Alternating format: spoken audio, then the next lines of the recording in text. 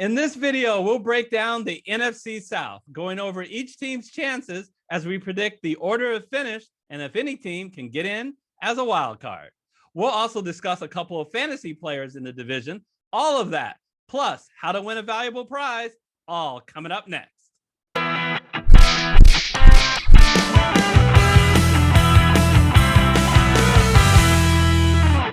Hello, everyone. I'm Eric Lee. And I'm Michael Wiley, and we're the Fantasy Football Consultants. Here we are, Eric, talking about the NFC South. Again, we're going to be talking about all the divisions. You've probably seen that. But if you want to see the others, look in the description. We'll have those links ready for you. So, Eric, last year, what happened? We had this was a strong division. The Saints finished 12-4 to win the division. We obviously know what happened to the wild card Buccaneers, who finished 11-5 and won the Super Bowl.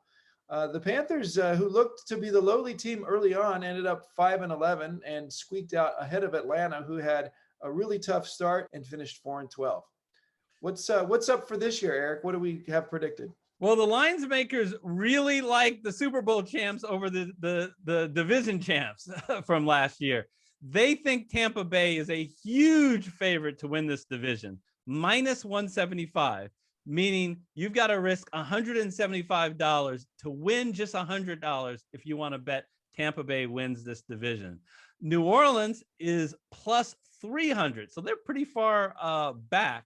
Atlanta plus 850, and the Carolina Panthers, no respect to the Panthers, plus 900. Bet 100 to win 900 if you want to take a flyer on the Carolina Panthers.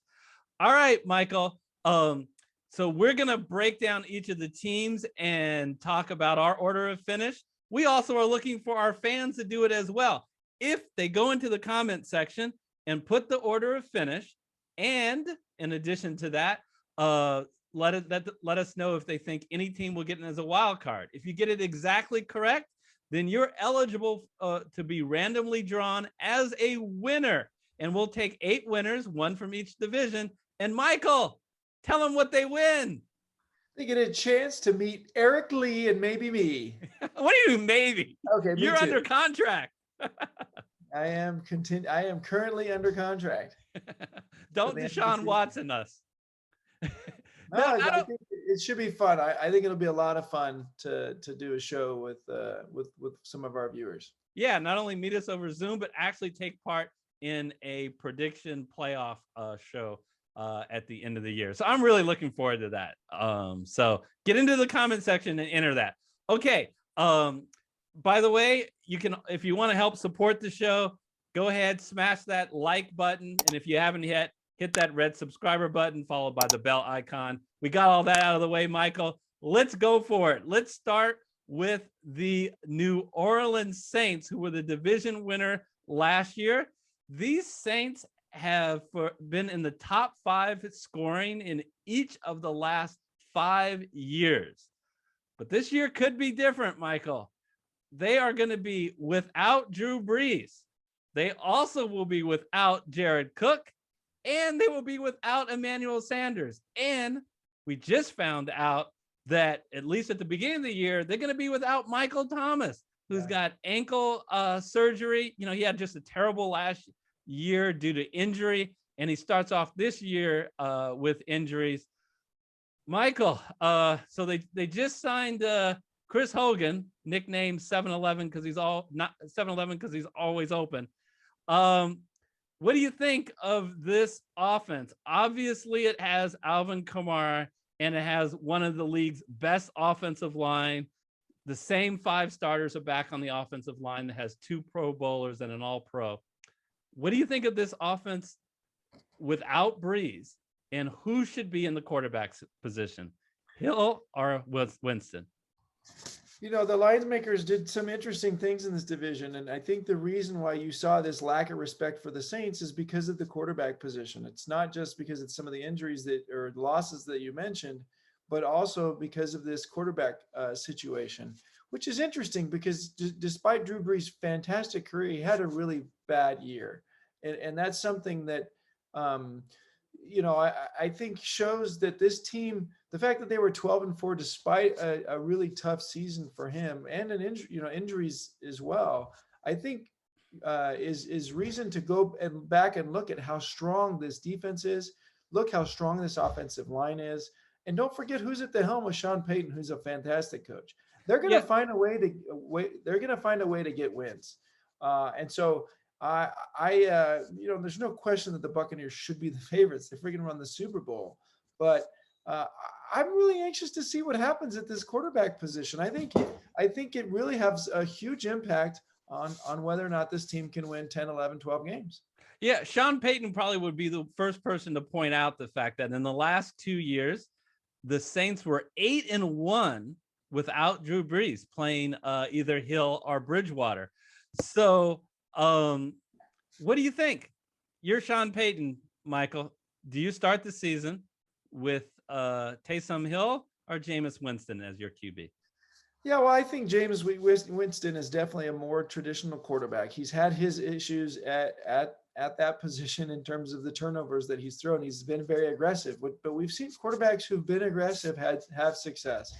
I think the combination is fantastic. Taysom Hill was obviously in the rotation with Drew Brees. Why wouldn't you continue that? It has served well. The few weeks he had to start and play without Drew Brees there, they won games, but it was a little bit more of a challenge for them.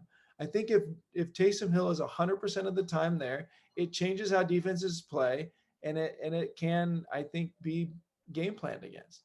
But if you have Jameis Winston taking 75% of the snaps and Taysom Hill in there for the other 25%, as long as they're okay with it and as long as they can have a rhythm, which again, Jameis Winston is able to do or not do, kind of regardless, I have a feeling this team will perform. They just got to fix this receiver issue that they have. Yeah, because they're missing Cook, because they're missing Sanders, and because at least at the beginning of the year they're missing Thomas. You need another weapon out there, and actually, Taysom Hill can give that to you as a receiver, as a running back, as an option play. So I really like, because of that, I would like Winston. If you play Taysom Hill at quarterback, Winston stays on the sideline. So I think he just gives you another weapon by not playing at quarterback. No, that's a good point. And so I really like this approach of, it's not a 2 quarterback system. Winston's back there, but Taysom Hill gets plenty of snaps so that teams don't know how to game plan 100% for the Saints. Let's talk a little bit about the defense. And there's some great things to talk about this New Orleans defense. It's been a big strength in the past, but they did lose defensive end Trey Hendrickson and their cornerback Janoris Jenkins. So I think they're going to see a drop off. Just to make sure you get that right. They cut them partly because of how bad of a year they ended up having in this prior year. That is relevant. So you think that they won't be hurt by these guys being gone? I think that those guys were ready to be done with their career, even though there were periods of time when they were strong. They still got Cam Jordan. They still got Marcus Lattimore, one of the best defensive backs in the league. I think they're going to have a, top half defense, but are they going to be top 5-10 like they have been in the past? No, they weren't last year either. All right. So the biggest threat to take the New Orleans crown is definitely the Tampa Bay Bucs.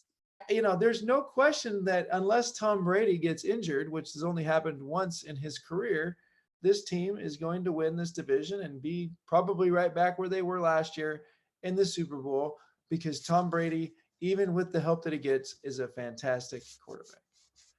All right. So besides just Tom Brady, they are returning all 22 starters from last year, including their head coach and both coordinators. Usually you make the Super Bowl, you start losing players. You're losing coaches, you lose players. Not so. That's just amazing to me that they're able to bring everyone back.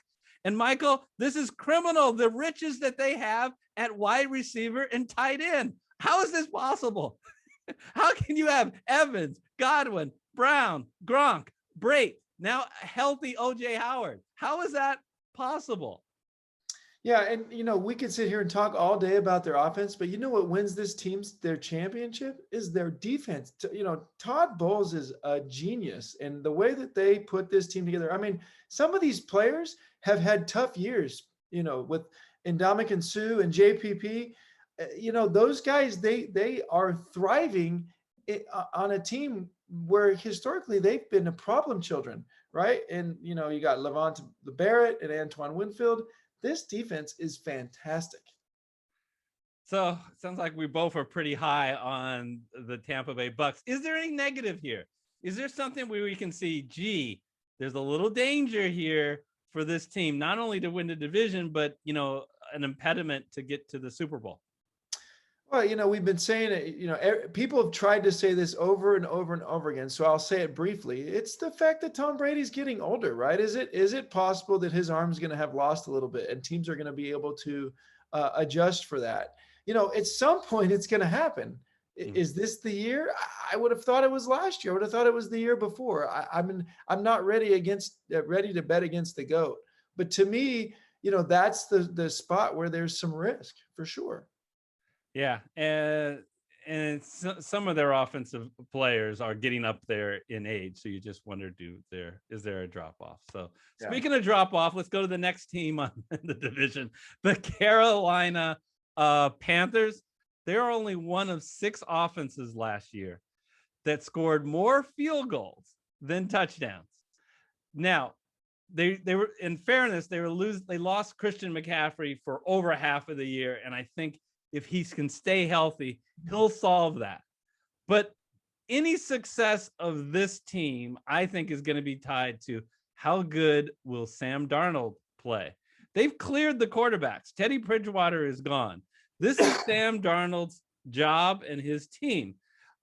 He gets reunited with Robbie Anderson, and Carolina has more at wide receiver than Robbie Anderson, as in DJ Moore and now David Moore from the Seahawks.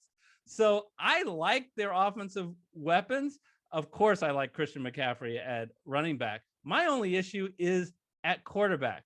Please break down Sam Darnold for me. Is this guy a better than average starting quarterback in the NFL?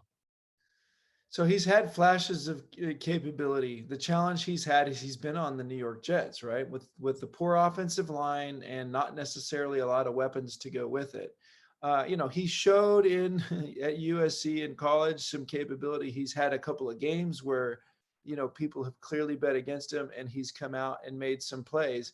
But he's one of these kind of Brett Favre likes who can have it or not. Brett Favre was just, he had it more often than he didn't. And he was a special kind of talent that could, shine in those crazy moments. I'm not sure that Sam Darnold can do it week in and week out. And guess what? This is the second worst offensive line in the NFL. So he has gone from the Jets that were the third or fourth worst to the second worst. That's a downgrade for him. So, it's a little unfair to Sam Darnold to ask him to come in and be the savior. I do like Matt Rule. I think he is a capable coach. I want to see him be successful. But this team having a bottom 10 defense and one of the worst offensive lines, thankfully for them, Christian McCaffrey's coming back to help them beat out the Atlanta Falcons for last place. Okay, let's talk about Atlanta. So they have Matt Ryan back. Is that a good thing? They have A.J. McCarron still back there.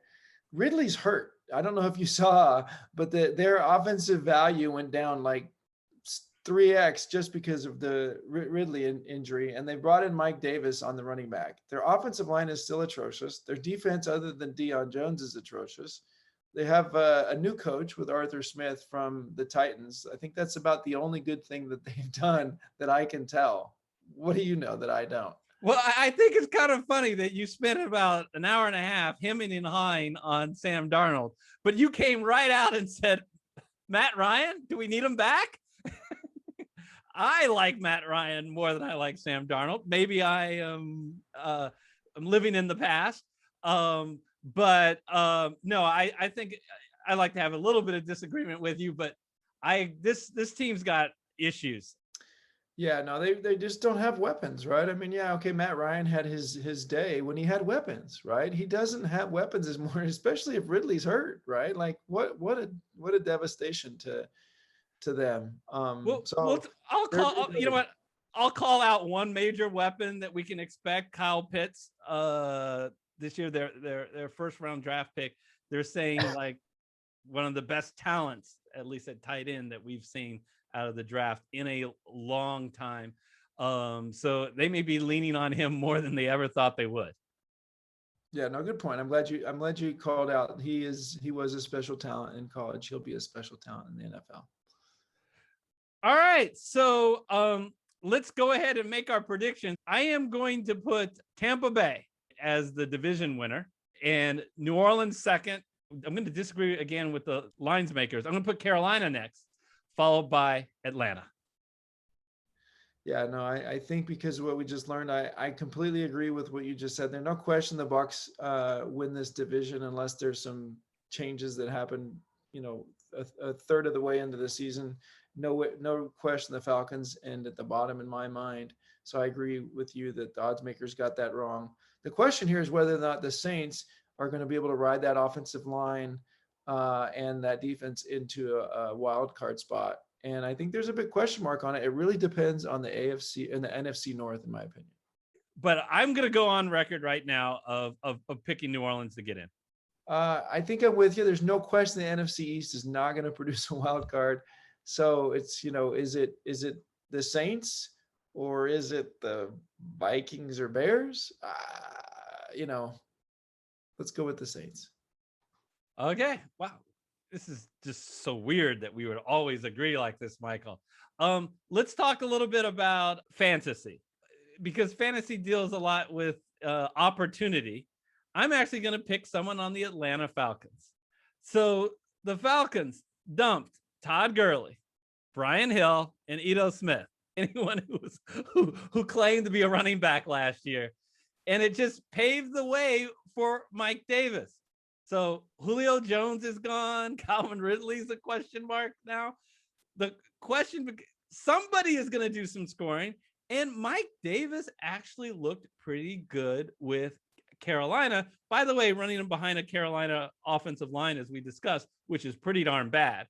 13% is a key percentage. That is the percent of broken tackles that he got on in total plays run. That is pretty good. That's the highest in the NFL of people who have at least 100 attempts. I think he's a good runner.